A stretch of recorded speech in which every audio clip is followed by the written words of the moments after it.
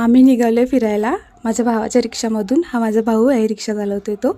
आणि समोर एक रिक्षा आहे, त्यामध्ये पण माझा भाऊ आहे, तो पण रिक्षा चालवतोय. तर आम्ही अंबरनाथवरून काही अंतरावर असलेल्या बदलापूर या ठिकाणी एक पर्यटन स्थळ आहे, तिथे आम्ही भेट द्यायला गेलेलो.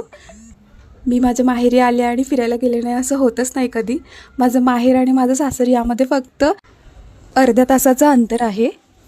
हा आहे ना माझा लहान भाऊ आहे. कालच याला डिस्चार्ज मिळाला आहे. काल ह्याला डिहायड्रेशनमुळे ॲडमिट केलं होतं आणि आज लगेच फिरायला पण आला आहे. हा माझा मुलगा खूप एक्सायटेड आहे त्या ठिकाणी जाण्यासाठी. आम्ही सगळे चाललेलो, माझी पूर्ण फॅमिली होती. तर असं वाटत होतं की जंगलातूनच जातो आहे आपण.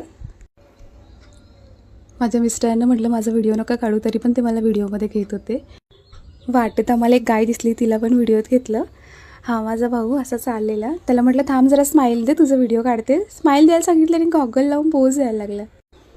आणि त्याची बायको, आम्ही सगळे जात होतो. त्यांना म्हटलं हातात हात घ्या, तुमचा व्हिडिओ काढते. तर ते दोघे चालत होते, तेव्हा मी त्यांचा व्हिडिओ बनवत होते.